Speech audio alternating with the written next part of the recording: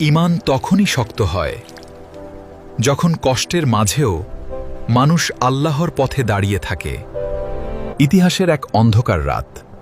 মক্কার রাস্তায় তখন ভয় আর চাপ, মানুষ চুপচাপ। কিন্তু সেই সময়েও কিছু হৃদয় ছিল যারা আলো হয়ে দাঁড়িয়েছিল।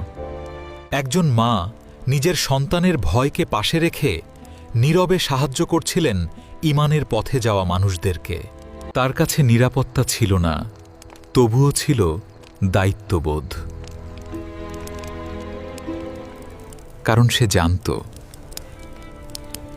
এটা শুধু মানুষকে সাহায্য করা না, এটা ছিল আল্লাহর পথে ত্যাগ। ঈমান শুধু বিশ্বাস না, ঈমান হলো ত্যাগ।